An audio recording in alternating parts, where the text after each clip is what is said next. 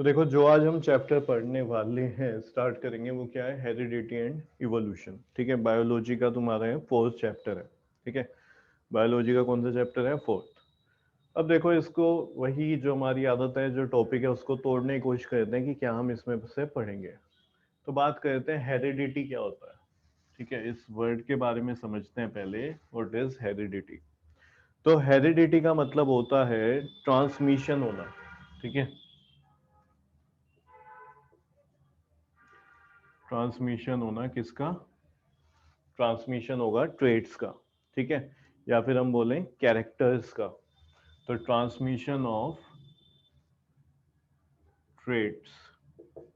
ठीक है, कहां से ट्रांसमिशन होता है? From parents to their offspring. ठीक है, ये अभी लिखना नहीं है, सब मैं लिखवाऊंगा डेफिनेशन में। From parents to their offspring. ठीक है, इज कॉल्ड हेरिडिटी। इसी को हम क्या बोलते हैं? हेरिडिटी बोलते हैं। ट्रांसमिशन क्या होता है? एक से दूसरे पे ट्रांसफर होना। क्या? ट्रेड्स का। ट्रेड्स क्या होते हैं? कैरेक्टर्स होते हैं। अभी कैरेक्टर्स क्या होंगे कि भाई हम कैसे दिखते हैं। ठीक है, अब तुम देखोगे जो ह्यूमन है, ठीक है, जो ह्यूमन बीइंग है, वो अपने जैसे ही आगे प्रोड्यूस कर रहे हैं।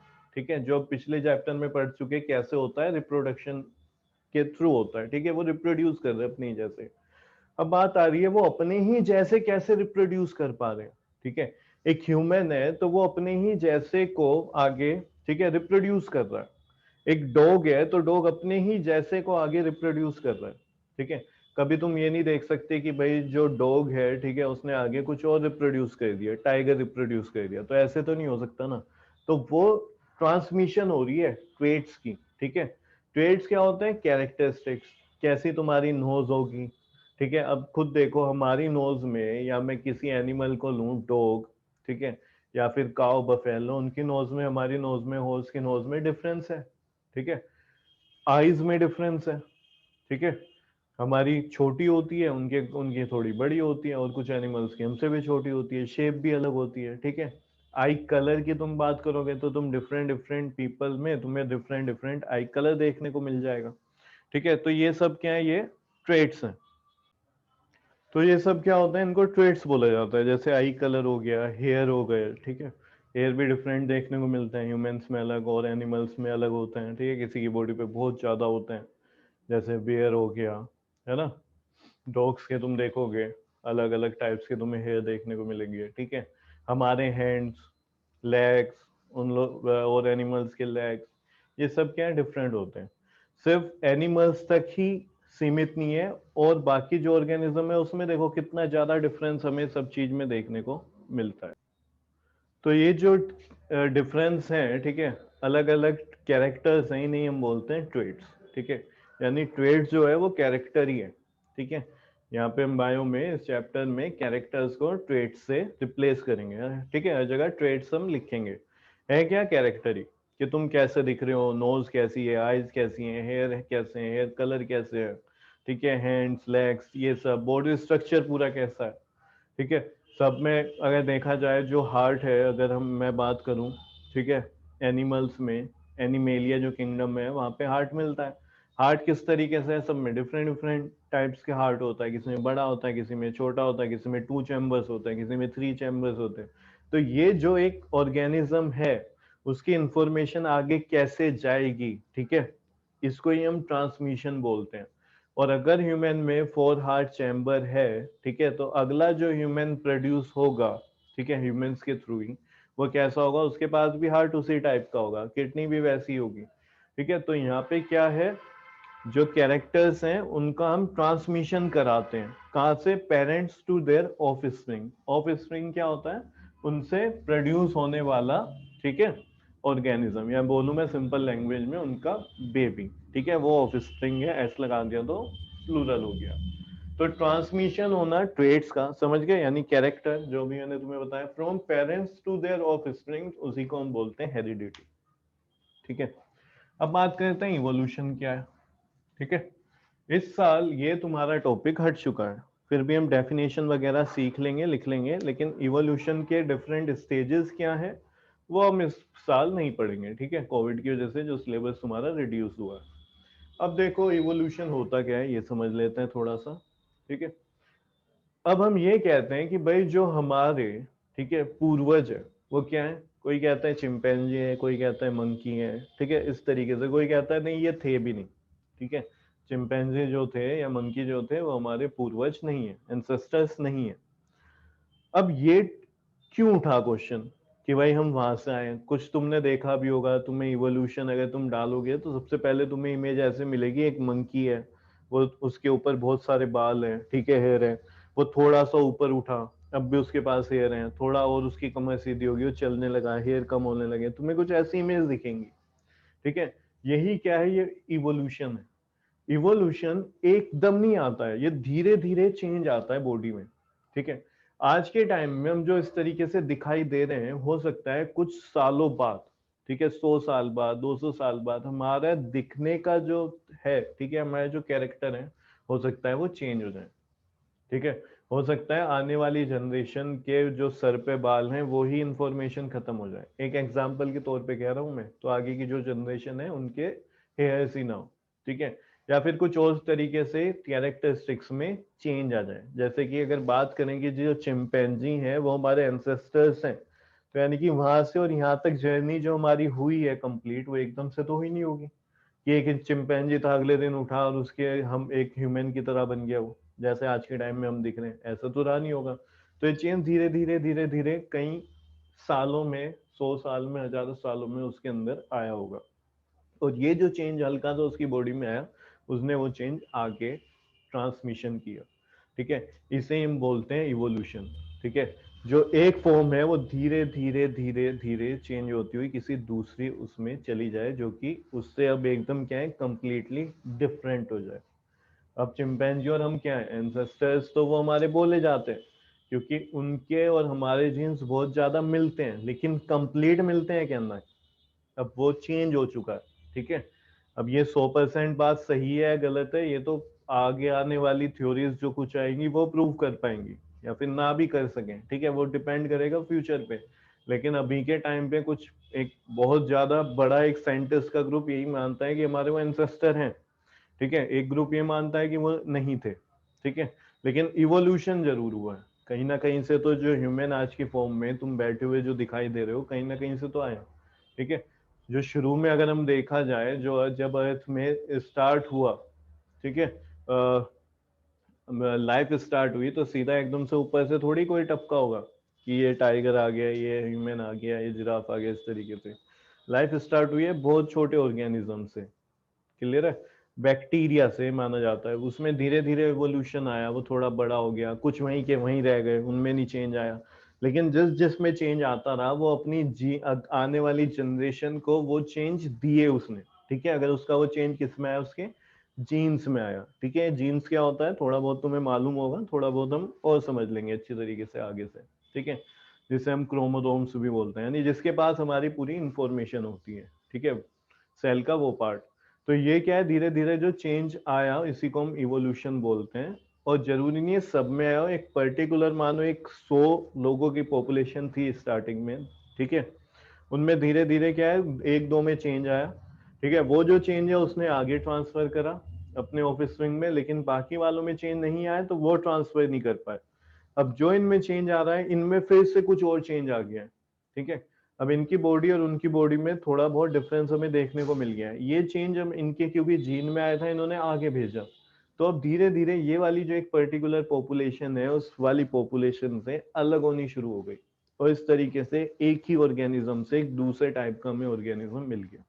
तभी तो इतने डिफरेंट टाइप के ऑर्गेनिज्म है इस अर्थ पे, ठीक है, एक दूसरे से डिफरेंट दिखाई दे रहे, लेकिन आए कहाँ से सब, किसी एक सिंगल पर्टिकुलर ऑर्गेनिज्म से ही उनमें चेंज आया। उधर जो एक पर्टिकुलर ग्रुप था जिसमें चेंज नहीं आया, उसमें एक पॉपुलेशन में अब कुछ और चेंज आ गया छोटा मोटा, ठीक है, वो डिफरेंट टाइप्स के ऑर्गेनिज्म बन गए, ठीक है। तो इस तरीके से जो इनमें चेंज आना था इनमें कुछ में आया, तो यहाँ से एक और ब्रांच निकल गई, इस तरीके से इवोल्यूशन जो हुआ टाइम टू टाइम, तो उनमें क्या हुआ, धीरे धीरे धीरे धीरे क्या है, चेंज आना स्टार्ट हुआ ऑर्गेनिज्म में, और वही चेंज उन्होंने आगे वाली पॉपुलेशन को ट्रांसमिशन किया, ठीक है।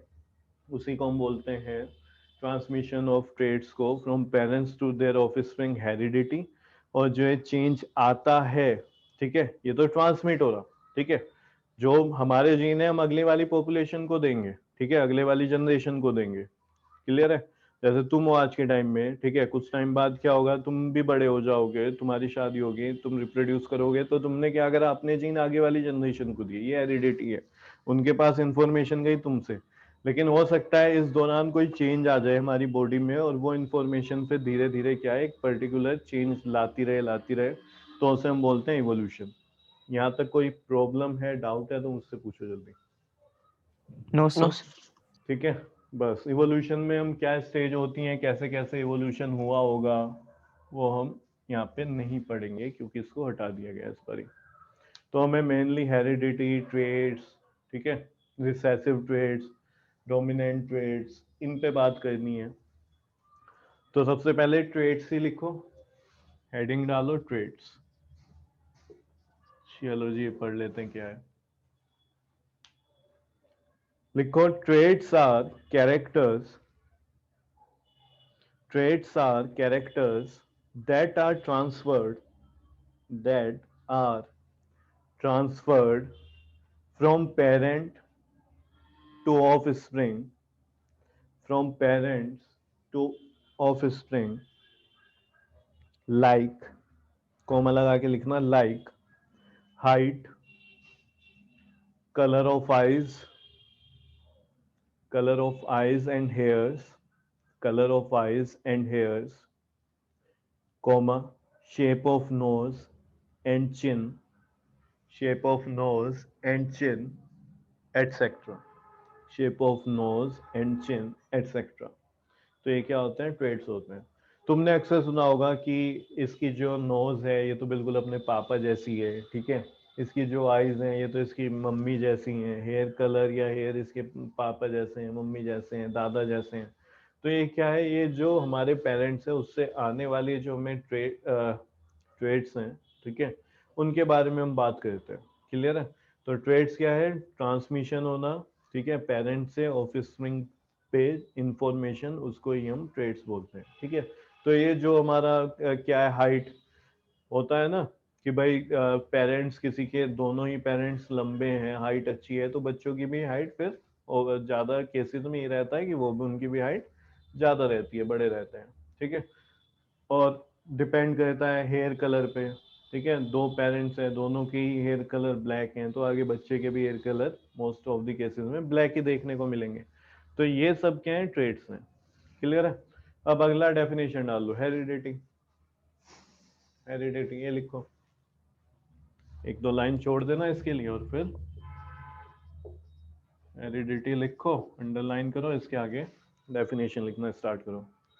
तो लिखो, the transmission of characters, the transmission of characters, bracket में लिखो traits, the transmission of characters, bracket में क्या लिखोगे, traits, from the parents to their offsprings, from the parents to their offsprings is called heredity, is called heredity,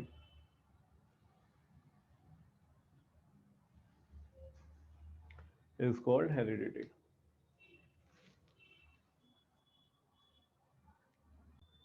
तो heredity की तुम्हारी definition हो गई, उसके बाद एक दो लाइन छोड़ो और एक स्टार पॉइंट बनाओ, ठीक है, इसमें लिखो, the heredity information is present, the heredity information is present in the, in the sex cells, in the sex cells, और क्या भी बोलते हैं इनको, gametes. gametes of the parents, of the parents, full stop। Thus, full stop गया, thus gametes constitute, thus gametes constitute the link, constitute the link between, between one generation and the next, between one generation and the next, comma, comma, and pass on, PASS, फिर on, and pass on the paternal,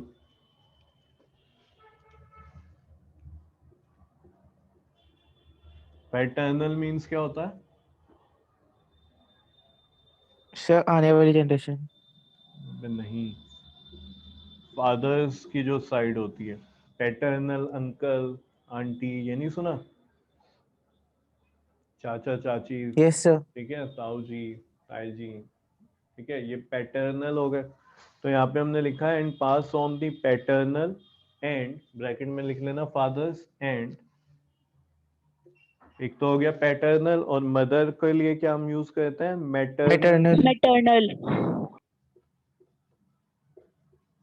maternal क्या हो जाते हैं?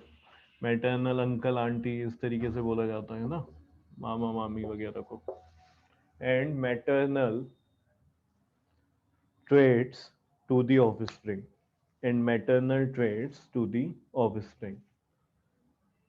पढ़ते हैं, देखो हमने क्या लिखा। The hereditary information is present in the sex cells, या बोल रहे हैं गैमीट्स ऑफ द पेरेंट्स। तो ये जो पूरी इंफॉर्मेशन होती है, हेरिडेटरी इंफॉर्मेशन होती है, ये कहाँ प्रेजेंट होती है?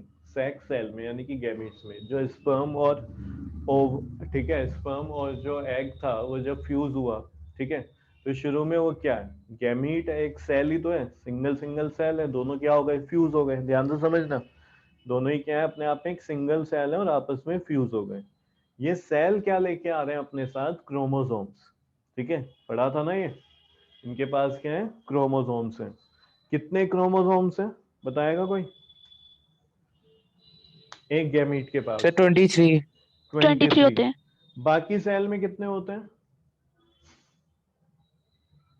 नॉर्मल बॉडी सेल में इसके अलावा जो सेल्स होते हैं उसमें सर 46 होते 23 का हैं, तो डबल। 40 46 होते हैं। लेकिन जो गैमीट्स हैं, गैमीट्स हैं, ये हमने पहले भी पढ़ चुके हैं, उनके पास 23 क्रोमोसोम्स होते हैं। ऐसा क्यों? क्योंकि एक गैमीट्स के पास, मानो ये स्पर्म है तो इसके पास 23, ठीक है, और जो एग होगा उसके पास भी 23, और इन दोनों को क्या हो जाना है? फ्यूज हो जाना है। तो कंप्लीट 46 क्रोमोसोम्स अब इस एक सिंगल सेल के पास प्रेजेंट होंगे, जिसको हम क्या बोलते हैं जब ये फ्यूज हो जाता है? हाँ, फर्टिलाइजेशन प्रोसेस को फर्टिलाइजेशन बोलते हैं, लेकिन अब इस सिंगल सेल को क्या बोलने लगते हैं? जाइगोट। zygote. ठीक है, तो जाइगोट के पास पूरे के पूरे कितने क्रोमोसोम्स होंगे? 46 क्रोमोसोम्स होंगे। ठीक है, अब ये जो 23 आ रहे हैं, अब हमें ये पता है क्रोमोसोम्स क्या होते हैं? पेयर्स में होते हैं, इस तरीके से एक दूसरे के ऊपर इंटेंगल हुए रखते हैं। तो 23 इधर से आ होंगे, 23 इधर से आ होंगे। कुछ इंफॉर्मेशन सेम ये लेके आ रहा होगा और सेम पार्ट की इंफॉर्मेशन यहाँ से भी आ रही होगी, ठीक है। यानी जो स्पर्म है इसके पास क्या है? एक पूरा क्या होगा? सेट ऑफ क्रोमोसोम्स होंगे, और इसके पास भी एक पूरा सेट ऑफ क्रोमोसोम्स होंगे। तेज तेज जब मिल जाएंगे तो वहां पे वो पेयर बन जाएगा, क्योंकि क्रोमोसोम्स कैसे होते हैं इस तरीके से हमने देखा था ना, ठीक है, ये क्रोमोसोम्स होते हैं। तो क्रोमोसोम्स में क्या होते हैं? क्रोमोसोम्स का पार्ट होता है जीन, ठीक है, क्रोमोसोम्स का पार्ट क्या होता है? जीन्स। तो एक क्रोमोसोम से बहुत सारे क्या होते हैं? जीन्स होते हैं, ठीक है। अब यहाँ से भी कोई, मानो ये वाला जो जीन है जो मैंने यहाँ पे बनाया है, ये हेयर की इंफॉर्मेशन लेके आ रहा है, ठीक है। तो एक क्रोमोसोम्स किधर से आया? फादर की साइड से। एक क्रोमोसोम किधर से आया? मदर की साइड से। इसके पास भी हेयर कलर की इंफॉर्मेशन है और इसके पास भी। लेकिन जब ये दोनों पेयर बन जाता है, अब ये आपस में, ठीक है, समझाने के तौर पे कह रहा हूँ, हकीकत में मत सोच लेना कि आपस में बैठ के बात करेंगे।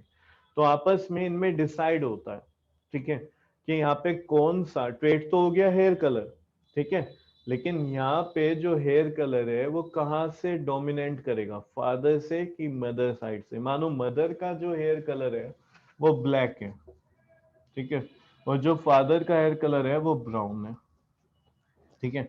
अब मानो ये वाला जो मदर वाला जीन है ये डोमिनेंट कर गया, ठीक है। देखो इंफॉर्मेशन दोनों से आ रही थी भाई, एक क्रोमोसोम इधर से भी आया किधर से भी आया, अब इस पे क्या है? जीन्स है।